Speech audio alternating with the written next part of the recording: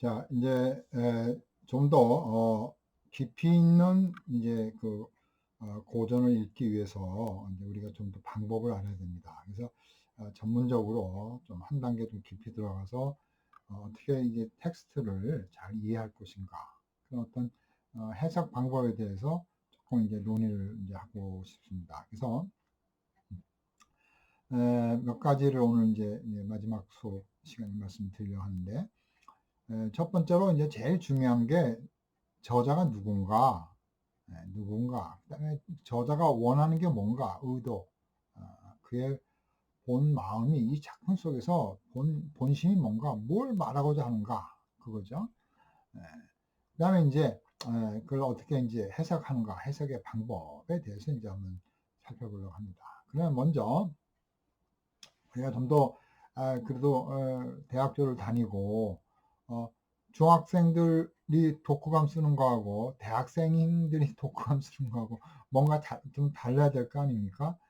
그래서 좀 더 전문적으로 우리가 이 읽기에 대해서 우리가 이제 참 강의를 하는데, 좀 더 그런 어떤 원칙과 그런 또 방법과 그런 전략으로 우리가 이제 글을 읽어야 된다는 거죠. 그래야 뭐 초등학교 나오는 사람하고 대학교 나오는 사람하고 차이가 안 나는 거죠. 자, 그러면 우리가 전문적으로 읽는다라는 건 뭐냐면, 에, 뭐 특별한 무슨 기술이 있는 게 아니라 이런 몇 가지의 그런 구성을 가지고 있어요. 이런 것들을 우리가 잘 이해하자는 거예요. 첫 번째로는 뭐예요? 그 사람이 누군가, 어떤 사람이 썼는가, 뭐 존 버년이다, 존 밀턴이다, 칼빈이다, 여기 보면 뭐 루터다, 이런 식으로 우리가 이제 누군가, 그 다음에 그런 또 의도를 잘 알아야 돼요. 시대적인 배경을 알아야 되고 올바르게 해석해야 되고 그런 것들입니다. 그래서 오늘 이번 시간에는 그런 이런 전문적인 것들에 대해서 한번 이제 이야기를 하려고 합니다. 자, 그러면 맨 처음에 누군가, 저자에 대해서 우리가 잘 이해를 해야 되는 거죠. 만약에 루터다. 그럼 루터는 독일 사람으로서 뭐 한 사람이냐? 루터는 뭐 95개 조항도 발표하고 또 잘못된 로마 카톨릭 교회를 이렇게 또 개혁을 하고 그가 이제 여러 이런 중요한 일들을 한 거죠. 구원론에 대해서도 새로운 그런 시각을 던져주고, 그래서 믿음으로 구원받는다. 믿음으로 구원받는다. 예수님을 믿음으로 구원받는다. 우리의 행위가 아니다. 라는 구원론의 결정타를 우리에게 선물로 준 거죠. 그 다음에 또 아까 우리 왕춘호인가요? 칼빈의 기독교 강요를 한다고 그랬잖아요. 이 칼빈의 기독교 강요가 1559년도 판은 이렇게 네 권으로 이렇게 되어 있는데 이걸 다 읽으려면 얼마나 힘들겠어요. 그래서 제가 한 권만 읽고 하라고 제가 그렇게 제안을 했는데, 마찬가지로 칼빈이 누군가? 칼빈은 프랑스 사람으로서 공부를 했지만 또 활동을 했지만 결국은 쫓겨나서 이제 스위스로 가가지고 제네바에서 종교개혁을 완성한 사람이 칼빈이거든요. 그러니까 그 사람이 어떤 사람인가를 먼저 이해해야 되는 거죠. 그러면 그 사람이 누구인가라는 것은 그냥 그 사람이 어디서 태어났고 무슨 공부를 했고 뭐 어디에서 활동했고 무슨 책을 썼다, 그것도 그 사람을 이해하는 거지만 좀 더 그 사람의 삶의 깊이를 이해할 필요가 있다는 거예요. 그래서 그 사람의 어떤 활동, 구체적인, 뭐 칼빈은 이름까지 바꿨잖아요. 원래는 꼬뱅인데 칼비누스, 나중에 불어로 말하면 깔뱅이 되는 거죠. 뭐 영어로는 칼빈 하지만 깔뱅, 꼬뱅이라는 말인데 깔비누스라는 말인데 깔뱅이 된 거죠. 이름까지 바꿨다. 그리고 뭐예요? 그가 이제 참 어떤 마음을 가졌느냐. 고국에 대한 그림이 있겠죠. 자기가 어떻게 쫓겨났잖아요. 스위스에 살잖아요. 제너바에 있잖아요. 고국 프랑스는 말씀이 없고 복음이 없고 성경을 바르게 이해 못하고 경건하게 복음을 믿고자 하는 자들을 핍박하고 그런 그런 애절함이 이제 있는 거죠. 그의 마음의 상태. 그러니까 그런 칼빈의 그런 마음의 상태, 또 신앙, 어떤 저자의 그런 하나님의 말씀에 절대적으로 순종하려고 하는 그런 신앙심, 오직 예수님만 믿는 그 신앙심, 그 예수만 믿기 때문에 결국은 어떻게 돼요? 순교도 하고, 그 다음에 불에 태워서 죽기도 하고 하는 그 신앙을 또 우리가 이해한다는 거죠. 그래서 우리가 그 저자가 누군가, 저자가 어떤 사람인가, 그러니까 그 저자의 어떻게 보면 그 영혼까지, 영혼의 영혼, 그 저자의 영혼이 갈망하는 것이 무엇인가 까지 우리가 이해하자는 거예요. 그렇게 깊이 이해해야 우리가 그 본문을, 그 사람의 작품을 잘 이해할 수 있다는 거죠. 자, 그 다음에 두 번째로 이제 중요한 것은 이제 저자의 우리가 이제 그런 어떤 이제 의중, intention, 의도를 아는 게 중요하죠. 예를 들어서, 예를 들어서, 아유, 너 싫어, 너 미워. 이렇게 했다고 합시다. 너 미워. 근데 그냥 친한 친구끼리 너 미워. 하는 거하고 기분이 안 좋아가지고 어떤 사람하고 막 싸우다가 정말 미운 사람이네요. 그 미움하고 친한 친구끼리 미워하다. 그 의도가 다른 거죠. 의도가 다른 거죠.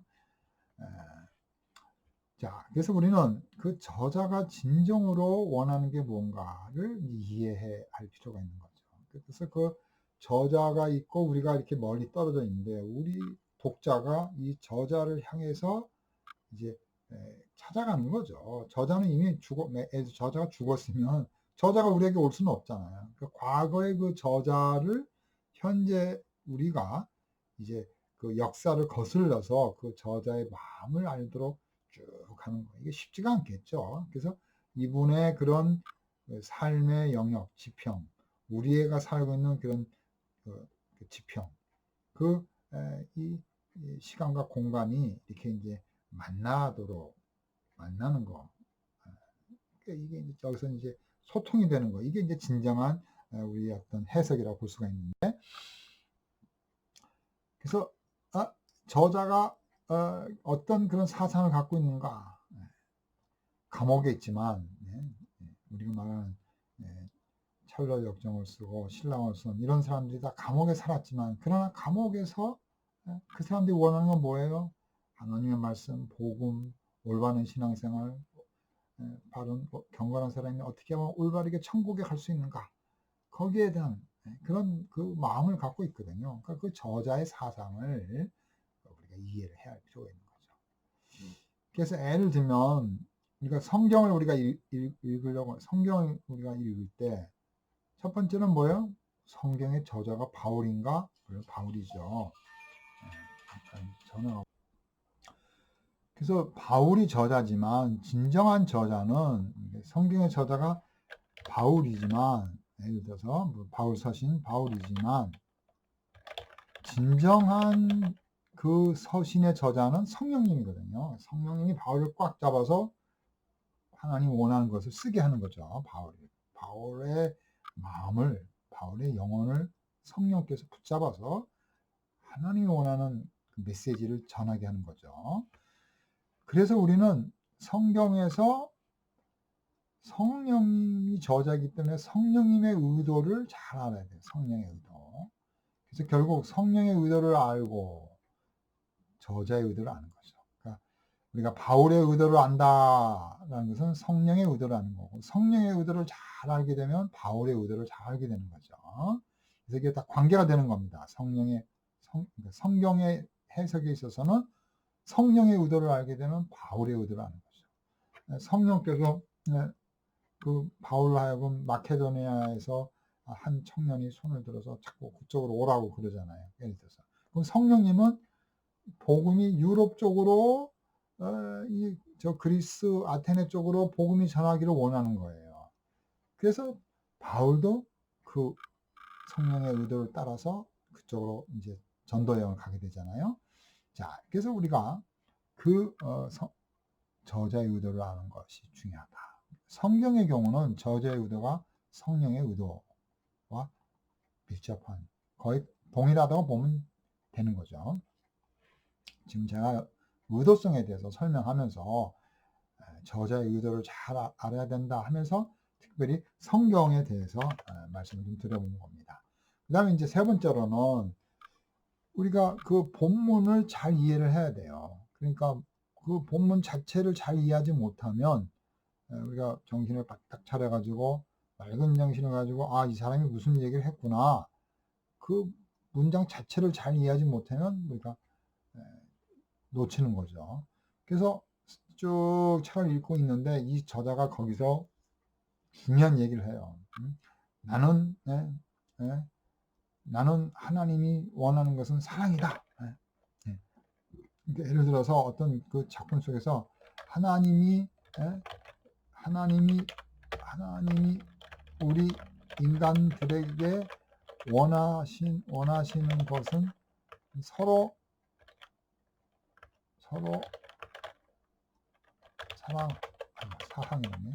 사랑하는 것이다.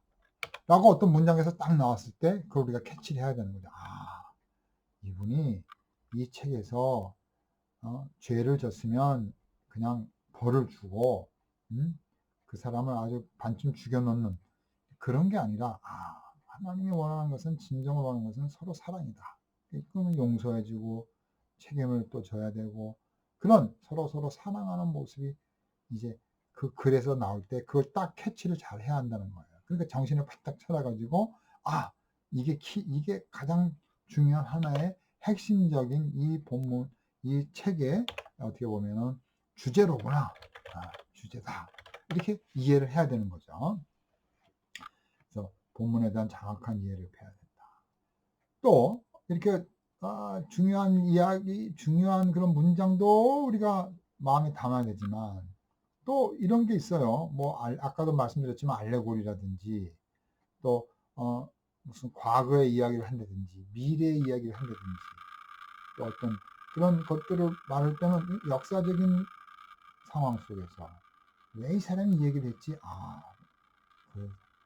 영국에서는 성공이 아니면은 청교도들은 다 핍박을 받는다. 그런 어떤 역사적인 그런 배경을 이해를 해야 됩니다. 그리고 문법적인 이런 알레고리가 진정으로 의미하는 게 뭔가, 그런 문학적이며 또 그런 심리적인 이런 것들을 잘 이해를 해야 한다는 거죠. 자, 그 다음에 이제 네 번째로 시대적인 배경을 잘 이해할 필요가 있습니다. 시대적인 배경. 그래서 우리가 배경이라는 것은 그 당시에 뭐 전쟁이 있다, 배가 고팠다, 먹을 게 없었다, 뭐 그런 것도 중요하지만 더 중요한 것은 그 저자가 누구의 영향을 받았는가. 그러니까 사상적으로 그 사람의 어떤 철학이라든지 그 사람의 어떤 교육 이런 것들이 중요하죠. 그래서 어떤 철학을 받았고 또 어떤 책에 감동을 받았고 누구를 좋아하고 누구를 또 싫어하고 뭐 이런 게 있으니까 그런 것들을 이제 배경 속에서 이해하게 되는 거죠. 그래서 그러니까 배경하면은 그 시대적인 상황만 연구할 뿐만 아니라 좀 더 깊이 그 저자가 어떠한 상황 속에서 누구에게 영향을 받고 무엇을 영향을 받았고 또 무엇을 좋아하고 무엇을 싫어하고 뭐 이런 것들을 우리가 또 살펴봐야 하는 거죠. 그 다음에 이제 또 우리가 살펴봐야 할 것은 저자의 그런 글쓰기 스타일이 있어요. 글쓰기 스타일. 그런 어떤 하나님 예를 들어서 가라사대 예를 들어서 여호와께서 가라사대 또 쭉 가다가 여호와께서 말씀하시되 또 쭉 가다가 주께서 말씀하시기를 그런 그 모세의 어떤 글 쓰는 스타일이 있거든요. 그러니까 그런 스타일을 잘 알게 되면 이해하기 쉬운 거죠. 이분이 또 이런 말을 하는 것은 또 이런 또 의미가 있구나. 예를 들어서 이제 우리가 성경 이야기 보면 너희들은 여호와의 말씀을 들을지어다. 또 신명기사 같은데 너희는 여호와 앞에 순종할지어다.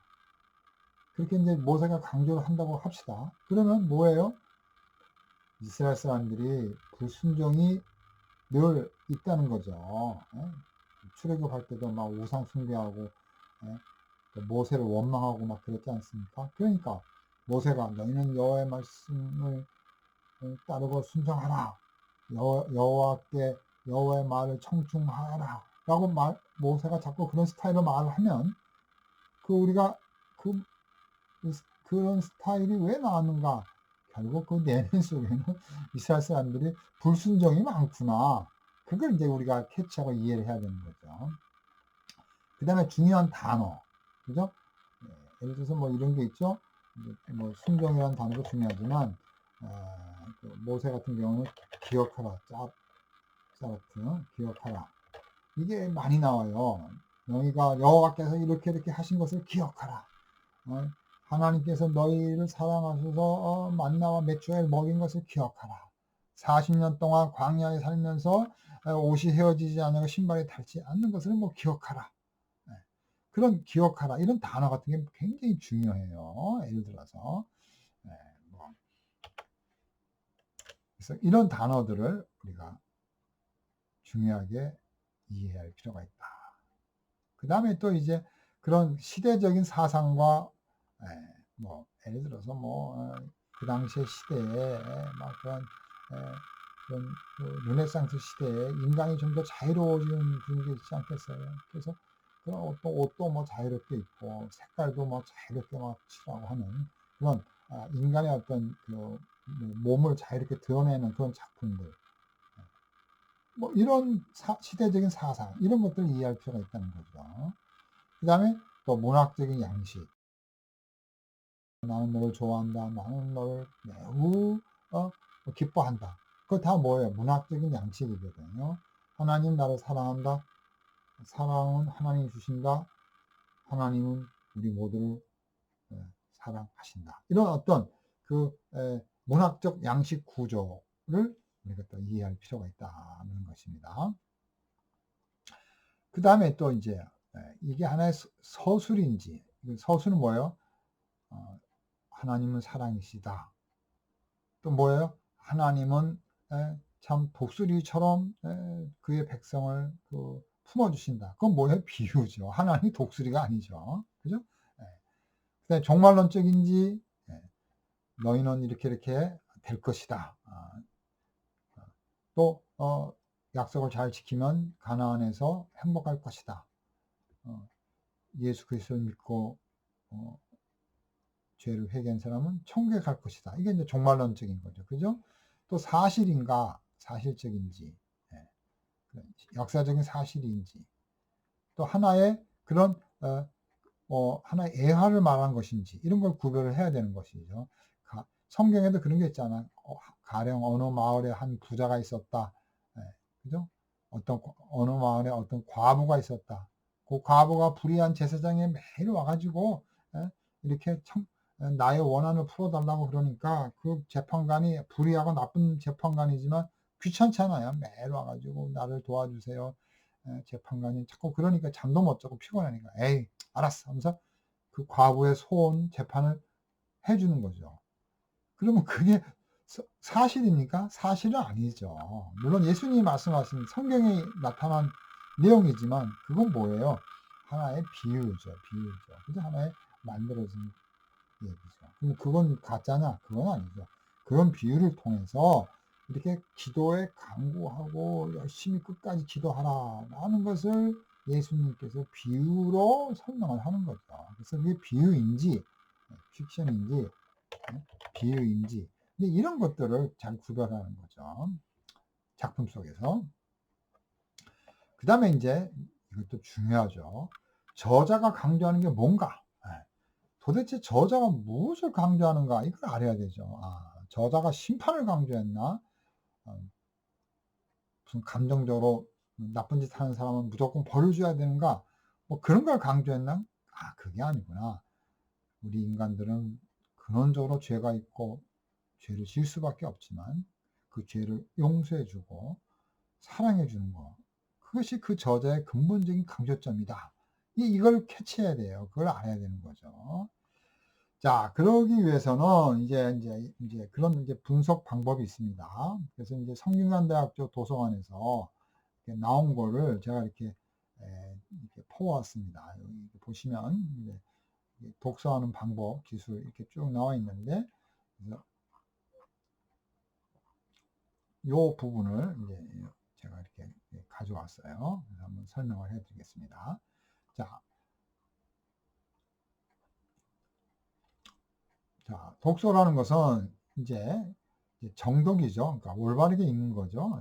바르게 읽는 방법인데, 이제 어떻게 보면 이제 하나의 그 주제별로 정독을 해야 돼요. 그러니까 그 분석적인 방법을 해야 되는데, 그래서 몇 가지를 제안을 합니다. 잘 읽는 아주 정독, 정확한 독서에 대한 이해, 그걸 우리가 정독이라고 그러죠. 첫 번째 단계는 책의 구성을 잘 이해해야 되는 거예요. 구성. 책의 뼈대를 잘 이해해야 되는 거예요. 책이 맨 처음에 서론이 되고 본론이 되고 어떤 교훈을 주고 그다음에 결론을 내고 그런 어떤 기승전결, 그런 어떤 시작과 또 그런 과정 속에서 내용에서 뭔가를 강조하고 그다음에 이제 결론을 이렇게 결론적으로 이러이러해서 인간들은 서로 사랑해야 된다. 이렇게 이제 그런 구성 요소가 있는 거죠. 자, 그래서 책의 구성 요소를 이해를 해야 되는데 첫 번째 규칙이 있습니다. 그건 뭐냐면 그 어떤 분야를 알아야 돼요. 그러니까 이 책의 종류와 분야 또 주제에 따라서 책을 우리가 잘 분리해 줄 수 있어야 돼요. 이 책은 뭐 사랑에 관한 거다. 이 책은 전쟁에 관한 책이로다. 그죠? 뭐 이 책은 전쟁에 관한 책이면 뭐가 나오겠습니까? 사랑은 안 나오고 맨 사람을 죽이는 방법, 성을 공략하는 방법 이런 게 주제가 되겠죠. 그러나 만약에 선교다, 복음을 전한다 하면 그 책은 어떻게 하면 복음을 전하고 바울이 어떻게 하면 그 지역에 가서 예수 그리스도의 복음을 참으로 참 전하는데 최선을 다하는 그런 모습을 보여주는 거죠. 그러니까 그런 책의 분야, 영역, 종류를 우리가 먼저 알아야 되는 거죠. 그 다음에 이제 책의 어떤 이제 통일성을 이제 우리가 이제 한번 봐야 되는데 책의 전체적인 그런 내용, 그 내용을 이해해야 되죠. 그리고 그 저자가 의도하는 게 뭔가 그걸 우리가 알아야 돼요. 이 책의 내용은 뭐 죄를 회개하고 고백하고 하나님을 찬양하는 그런 고백에 관한 내용이다. 근데 그 저자가 원하는 게 뭔가 인간은 죄인이로구나. 그래서 하나님의 은혜밖에 없구나. 결국은 하나님의 사랑밖에 없구나. 나는 하나님을 찬양하고 고백하는 것 그것이 그 어거스틴의 그 의도로구나. 이렇게 쫙 이제 우리가 알아내야 된다는 거죠. 자, 그 다음에 이제 책은 또 이제 뭐가 있냐면 이렇게 다양하고 좀 복합한 게 좀 있어요. 어떤 거는 아주 이렇게 그냥 아주 쉽지 않고 좀 이렇게 복잡한 모습들을 보여주고 있어요. 그러니까 이제 뭐 우리가 인간이 이렇게 싹 있으면 뇌가 있고 여기 눈이 있고 여기 또 눈알이 있고 또 시신경이 있고 또 뭐 갈비뼈가 있고 내장이 있고 뭐 이 속에 또 여러 뭐 간도 있고 뭐 폐도 있잖아요. 그와 마찬가지로 이 책 속에도 좀 이렇게 어떤 구성들이 이렇게 복잡하게 이렇게 질서 있게 배열이 되어 있는 거죠. 시작 어떤 사건이 되고 진행이 되고 또 저자가 원하는 것 또 결과가 되는 이런 어떤 구성 요소들이 이렇게 질서 있게 편집이 되어 있는 거죠. 막 글이 아무렇게나 써 있는 게 아니거든요. 그러니까 그런 어떤 의도적인 편집으로 이렇게 조금 이렇게 배열되어 있다. 근데 이거 뭐 그걸 우리가 이제 뭐 복합성이라고 이제 부르는 거죠. 다양하게 섞여 있다는 거죠. 그 다음에 이제 네 번째로 알아야 할 것은 아까도 말씀드렸지만 그럼 제일 중요한 거죠. 저자가 원하는 게 뭐냐. 중요한 그런 핵심을 알아야 되는, 의도를 알아야 되는 거죠. 그래서 예를 들어서 이제 이런 문제를 제시하는 게 있어요. 그럼 도대체 인간은 누구고 하나님은 어느 분이십니까? 이렇게 노골적으로 제안을 하는 게 있어요. 그럼 인간은 누구죠? 하나님은 누구시죠? 이렇게. 그러니까 그렇게 그런 거에 대해서 이제 인간은 죄인이로구나. 하나님은 인간을 창조하시고 사랑하시는데 인간이 배반자로구나. 이제 이런 의도를 이제 그런 책에서 우리가 이제 알아야 된다는 거죠. 그래서 그런 어떤 중요한 그런 질문, 그런 문제. 뭐 여기서 문제라는 것은 어떻게 보면 하나의 질문 의식이죠. 그래서 그 질문을 해놓고 그 저자가 이제 그걸 해결하려고 하는. 만약에 뭐 사랑과 미움이다. 그러면 그 미움을 어떻게 사랑으로 극복하는가? 그렇지만 또 사랑을 했지만 어떻게 해서 또 미워하게 되는가? 뭐죠? 맨 처음에 사랑했는데 죄가 있고 욕심이 있고 탐욕이 있으니까 사랑한 사람을 죽이고 많이 뺏으려고 하는 거. 그건 뭐예요? 사랑해서 미움으로 끝나는 거죠. 그러니까 뭐예요? 결국 죄 때문에 탐욕 때문에 그런 문제가 일어난다. 이렇게 저자가 보여주는 거지만 예를 들어서 죄를 졌어요. 욕심을 냈어요. 그러나 회개하고 잘못했습니다. 그리고 용서를 받고 서로 사랑하는 해피엔딩으로. 결국 인간은 부족하지만 욕심을 낼 수밖에 없지만 그러나 용서를 받고 서로를 인정하면서 이렇게 해서는 안 되는구나. 우리가 하나님의 사랑을 가지고 서로 사랑해야 되겠구나. 이렇게 이제 문제를 해결할 수가 있다는 거죠. 그래서 그런 의도를 이렇게 우리가 알 수가 있는 거죠. 자, 이렇게 조금 제가 목이 쉬어서 이제 그 책의 이제 해석과 이해에 관해서 이제 이렇게 제안을 해줬습니다. 전문적인 그런 방법이 복잡하죠. 자, 그래서 그러면 이제 2단계 독서에 있어서는 이제 해석인데 첫 번째로는 이제 단어를 잘 이해하자는 거죠. 그 언어의 개념을 이해하자. 그 어떤 저자가 탐심, 탐욕 그러면 그건 뭐 욕심을 내는 거죠. 그 정도로 이해하면 안 되는 거죠. 어떤 저자는 탐심, 탐욕은 굉장히 중요한 단어로서 인간의 운명과 인간 역사를 바꿔버린 그런 중요한 단어로 이해를 하고 있거든요. 탐욕, 탐심 때문에 인간이 이렇게 망했다 이렇게 볼 수가 있거든요. 그러니까 그런 언어에 대한 개념을 잘 이해하자는 겁니다. 그 다음에는 이제 하나의 어떤 명제, 그 명확한 제목이죠. 인간은 죄인이다. 하나님은 죄인을 용서하신다. 이런 것들을 우리가 발견하는 거죠. 그 다음에 이제 그런 어떤 이제 논리적인 그런 이제 그 이해를 하는 건데, 그건 이제 하나의 논증이라 그래요. 그래서 이제 저자가 인간은 죄인이다. 그걸 계속해서 이제 설명을 할 때 어떻게 했어요? 옆집 아저씨 보니까 그 옆집 아저씨가 너무 욕심을 많이 내가지고 이웃집에 있는 감도 다 몰래 따먹고 또 막 이웃집에 있는 것 가서 훔쳐가고 또 다른 마을 보니까 다른 마을에 있는 어떤 사람도 자꾸 욕심을 내서 자꾸 다른 사람을 속이고 거짓말해서 뭐 자꾸 뺏어간다 이거예요. 그러니까 A도 자꾸 거짓말, B도 탐욕. 그러니까 결국 그건 뭐예요? 이 사람의 저자는 인간은 탐욕과 욕심과 남의 걸 뺏는 걸 자꾸 이렇게 논리적으로 증명하면서 보여주는 거예요.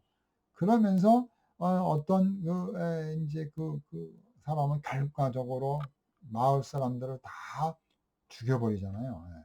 우리나라에 있었던 일이죠. 어느 시골에서 농사 짓는 마을인데 그 막걸리에다가 독약이 아니라 거기에 그 탄산가루입니까? 그런 나쁜 농약을 타가지고 농약이 하얗고 우유도 하얘니까 막걸리도 하얘니까 막걸리에 농약을 타가지고 동네 사람 다 먹고 다 죽었어요. 자기의 그 욕심과 자기의 나쁜 마음 때문에. 그러니까 우리는 그런 욕심, 탐욕, 그게 이 저자가 계속해서 집요하게 말하고자 하는 것이다. 인간은 욕심쟁이다. 그걸 자꾸 논증한다는 거예요. 그래서 결론. 그래서 저자가 내린 결론은 뭐냐? 인간은 죄를 지을 수밖에 없다. 탐욕을 낼 수밖에 없다. 그러니까 더 조심하고 더 사랑해야 되고 하나님 앞에 말씀대로 살려고 하고 예를 들어서 혹시 실수하면 용서해주고 그런 결론이 나와야겠죠. 자, 이제 세 번째 이제부터 이제 3단계는 이제 책에 대한 비평입니다. 시간이 한 30분 됐네요. 그래서 그 책을 이제 평가하는 거, 이거 상당히 이제 어려운 거죠. 이거 수준이 높은 거죠. 그래서 자기 나름대로 해석을 하고 이제 평가를 하는 거, 비판을 해놔야 되는 거죠. 책을 다 읽고 이해한 다음에 비판을 해야 되는 거죠. 또 이제 이러이러한 거는 내가 좋다고 생각한다. 이건 너무 안 좋다. 뭐 이런 식으로 우리가 또 생각도 해보는 거죠. 그러나 너무 이렇게 명확하게 너무 막 시비조로 해서는 안 된다. 이 작가 틀렸다. 잘못 말했다. 막 이렇게 하는 거는 책으로부터 많은 도움을 얻을 수 없는 거죠. 나와 견해가 좀 다르구나. 그러는 거죠. 한국에서는 어떻게 돼요? 장례식 갈 때 검은 넥타이를 하지만 러시아에서는 장례식 갈 때 빨간 아마 넥타이 빨간 걸 입는다고 그렇게 알고 있습니다. 그러니까 우리랑 다르지만 이해를 해야 되는 거죠. 왜 당신은 검은 넥타이를 안 하고 빨간 넥타이를 하고 왔느냐? 그게 싸움하는 건 아닌 거죠. 그러니까 어떤 책을 읽고서 이 책은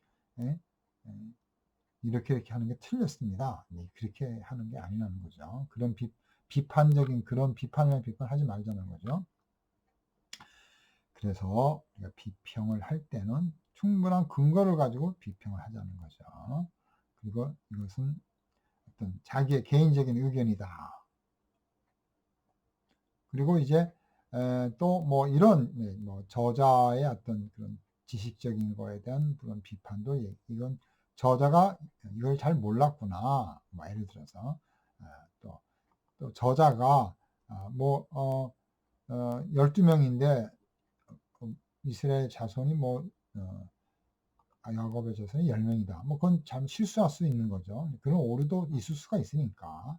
그 다음에 조금 논리성이 부족하다. 예를 들어서 이런 예를 들어서 명작 같은 거는 아니지만 초보자 이런 사람이 쓴 글들은 이런 논리성이 결여된 부분도 있을 수가 있겠죠. 예를 들어서 연옥, 지옥, 연옥, 천국 그렇게 얘기를 했는데 어떤 사람은 지옥, 연옥, 천옥이 아니라 갑자기 연옥을 막 얘기하다가 지옥을 얘기하다가 천국을 얘기했다. 그러면 그건 뭐예요? 뭔가 좀 논리적으로 좀 안 맞잖아요. 예를 들어서 그런 이제 그거죠. 먼저 이것을 다루었으면 좋았을 텐데 내가 저 사람을 이제 만약에 저 사람에 대해서 평가를 할 때 이런 것들을 다 알고 그 다음에 이 사람은 참 욕심이 많은 사람이다. 이렇게 이제 저자가 얘기를 해야 되는데 저자가 이 사람은 사랑이 많은 사람이다 해놓고 막판에 가서 이 사람은 욕심이 많은 사람이다. 예를 들어서 이렇게 결론을 내리면 논리적으로 좀 문제가 있다라는 것이죠. 또 저자의 분석이나 설명이 불완전한 면도 좀 있을 수 있다. 그런 것도 우리가 이해하자는 거예요. 모든 저자가 다 완벽한 건 아니거든요. 그 전제가 있는 거죠. 그죠? 단테 같은 경우는 연옥을 꼭 얘기하잖아요. 그러나 우리 개신교 기독교에서는 연옥은 없으니까 그 작품은 불완전한 작품이 될 수가 있잖아요. 그죠? 그러나 그 작품 안에서 우리가 그거를 이해하면서 이해해야지. 아니 천국과 지옥이 있지 어떻게 연옥이 있느냐? 그러면 단테가 틀렸다. 그 작품은 고전이 아니다. 이렇게 평가를 하지 말자는 거예요. 물론 성경에는 연옥이 없지만 그런 불완전한 점을 우리가 또 이해를 하자는 겁니다. 자, 그 다음에 이제 마지막 여기를 하고 오늘 마치려고 합니다. 이런 제일 어려운 부분인데 이걸 원래 syntopical reading이라고 그래요. syntopical. 그러니까 토픽, 주제죠. syn은 함께 동일하다는 거예요. 동시에 주제, 동일한 주제. 우리가 시노틱 하면은 우리가 공간복음이라고 그러잖아. 시노틱 가스펠, 공간, 같은 관점을 본다 이거예요. 공간복음. 그러니까 이게 같은 주제를 보는 거죠. 그죠? 그걸 신토피카라고 그러는데, 그러니까 같은 동일한 주제, 이런 것들을 다른 작품, 또 그런 데서 서로 이렇게 비교해가지고 이해를 하는 거죠. 만약에 어거스틴의 고백록에서 나오는 하나님의 사랑, 어거스틴의 신의 도성에서 나오는 하나님의 사랑, 또 어거스틴이 쓴 또 무슨 삼위일체에서 나오는 하나님의 사랑, 그걸 다 그 단어들을 각각 동일한 주제를 다른 작품 속에서 삼위일체, 고백록, 신의 도성 에서 뽑아가지고 어거스틴이 말하는 참 그뭐 사랑이라는 것은 이런 것이다. 이렇게 이해를 할 수가 있는 거죠. 그걸 우리가 신토피칼 독서라고 그래요. 이거는 이제 전문가들이 하고 책을 많이 읽어야겠죠. 한 작품만 읽어서는 안 되겠죠. 다양한 작품을 읽어야겠죠. 자, 그래서 이런 이제 이런 내용들이 있는데 뭐 논리적인 뭐 이런 것들 뭐 이해와 질문이 있는데 이제 이런 것들을 읽어보시고 이제 오늘 여기까지 강의를 마치려고 합니다. 다음 시간에는 성경에 대해서 성경 어떻게 바르게 읽고 해석해야 되는가를 설명을 하려고 합니다. 자, 오늘 좀 더 전문적인 그런 읽기에 대해서 말씀을 드렸습니다. 자, 좀 오늘 수업이 36분까지 했는데 조금 길었습니다. 하여튼 다음 시간에 모두 다 건강한 모습으로 여러분들을 만나겠습니다. 수고했습니다.